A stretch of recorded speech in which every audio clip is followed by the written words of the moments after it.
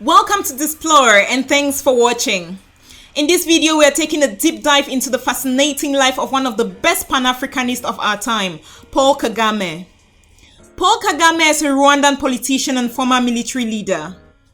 He is currently the president of the Republic of Rwanda, having taken office in the year 2000 when his predecessor, Pasteur Bizimungu, resigned. Kagame previously commanded the rebel force that ended the 1994 incident in Rwanda. He is the former chairperson of the African Union, a position he held for 1 year. Kagame has managed to transform Rwanda to become one of the fast-rising economies in Africa, as well as one of the cleanest and safest countries on the continent, despite the sad history of the country. Paul Kagame is one of the most vocal African presidents who is constantly calling out on Western leaders to stay off African affairs and leave African leaders manage their affairs, a behavior which made him gain the love and admiration of a lot of people on the African continent. Before we present to you why he became the most loved president in Africa, let's start from the very beginning. If you're new here, welcome. Be sure to subscribe and turn on notifications so you don't miss any of our videos. Never before have we had such well-defined roadmaps for joint action on development, climate change, and global health. I therefore congratulate the Secretary General and his team, as well as the President of the General Assembly, for the relevance of this week's high-level events. The beginning of Paul Kagame's life. Paul Kagame was born on the 23rd of October 1957 to a Tutsi family in Tambwe, Rwanda, Urundi, a village located in what is now the southern province of Rwanda. He was the last born in a family of 6. His father, Diokratia, was a member of the Tutsi ethnic group, from which the royal family had been derived since the 18th century or earlier. Kagame's father had family ties to King Mutara III, but pursued an independent business career rather than maintain a close connection to the royal court. Kagame's mother, Asteria Rutagambwa, descended from the family of the last Rwandan queen, Rosalie Gikanda. At the time of Kagame's birth, Rwanda was a United Nations Trust territory. Long-time colonial power Belgium still ruled the territory, but with a mandate to oversee independence. Rwanda was divided into 3 ethnic groups: the Tutsi, which was the minority traditional ruling class, the Hutu, who were the majority but mainly agriculturalists, and the Twa, who were the forest-dwelling pygmies.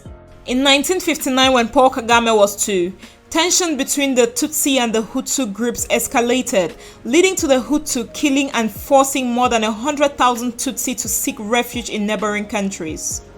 Kagame and his family were forced to abandon their home and move to a refugee camp in Uganda, where he did his primary education.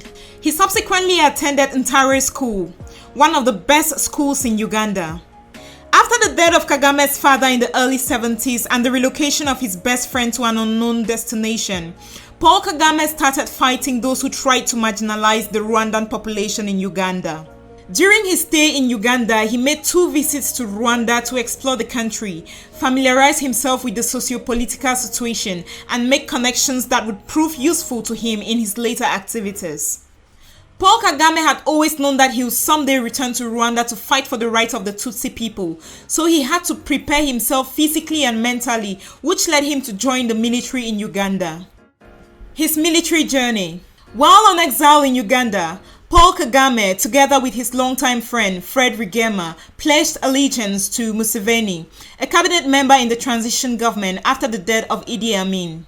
Former incumbent Milton Obote won the 1980 Ugandan general elections. Museveni disputed the results and he and his followers withdrew from the new government in protest. In 1981, Museveni formed a rebel National Resistance Army, NRA. Paul Kagame and Rwigema joined as founding soldiers along with 38 Ugandans. His army's goal was to overthrow Obote's government in what became known as the Ugandan Bush War. Kagame and Rwigema joined the NRA primarily to ease conditions for Rwandan refugees persecuted by Obote. They also had a long-term goal of returning with other Tutsi refugees to Rwanda. Military experience would enable them to fight the Hutu. Kagame specialized in intelligence gathering and he rose to a position close to Museveni's. In 1986, the NRA captured Kampala with a force of about 14,000 soldiers, including 500 Rwandans, and formed a new government. After Museveni's inauguration as president, he appointed Kagame and Rugema as senior officers in the new Ugandan army. Kagame was the head of military intelligence. In addition to their army duties, Kagame and Rugema began building a covert network of Rwandan Tutsi refugees within the army ranks, intended as a nucleus for an attack on Rwanda. Paul Kagame traveled to the United States and trained under the United States Army Command and General Staff College, Fort Leavenworth in Kansas. Upon return from his training, Paul Kagame took command of the Rwandan Patriotic Front after the death of his friend. His sole focus was to defeat the Hutu people and re-establish dominance of the Tutsi people in Rwanda. This led to the Rwandan Civil War in 1994. His ascension to the presidency.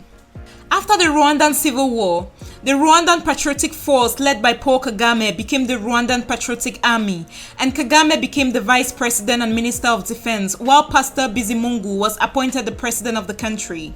Bizimungu and his cabinet had some control over domestic affairs, but Kagame remained the Commander-in-Chief of the army and was the de facto ruler of the country. In the late 90s, Kagame began to disagree publicly with Bizimungu and the Hutu-led government in Rwanda.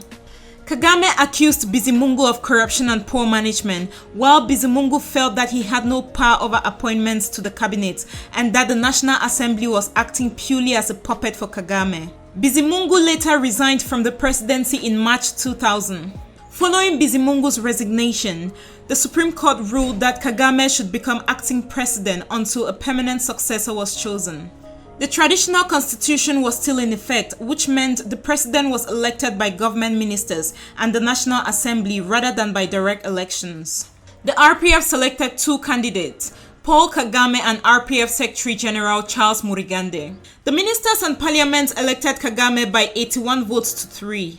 Kagame was sworn in as president in April 2000. Since he became president, he has managed to transform Rwanda into a country envious by many, despite the sad history of the country. If you are asking how he gained the love and admiration of Africans around the world, here is how. Paul Kagame, the fearless Pan-Africanist. Since Paul Kagame became the president of Rwanda, he has constantly fought for the complete independence of the African continent, void of Western influence.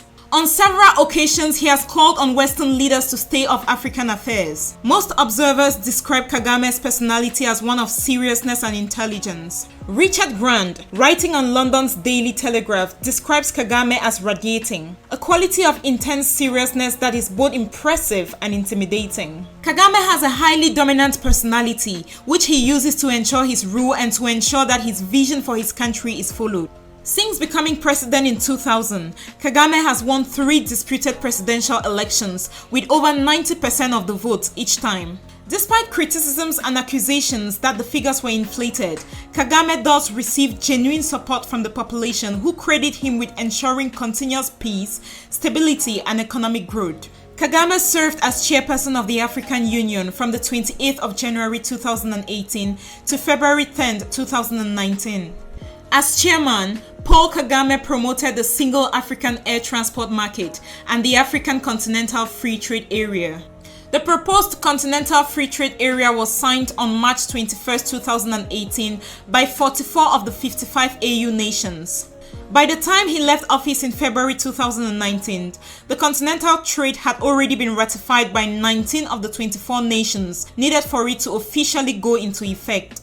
Paul Kagame is one of the very few presidents in Africa who actively gets involved in activities concerning his country, such as joining in the cleaning of the streets and constructing public facilities. He has won several awards and recognitions for his outstanding performance as president. He has received a Clinton Global Citizen Award, Grand Cross of National Order of Merit, and honorary awards from many reputable universities. In 2018, he was named African President of the Year by Forbes Africa. All these qualities have made Africans around the world show their support and admiration for him. Paul Kagame is married to Janet Nyiramungi and together they have 4 children. Dear Explorers, we would like to know, what do you think about Paul Kagame's leadership as President of Rwanda, and who is your favorite African leader? Leave a comment in the comment section below and the best comment will be pinned. Thanks for watching this video. If you did enjoy the video, do well to give it a thumbs up and do not forget to subscribe and share with your friends.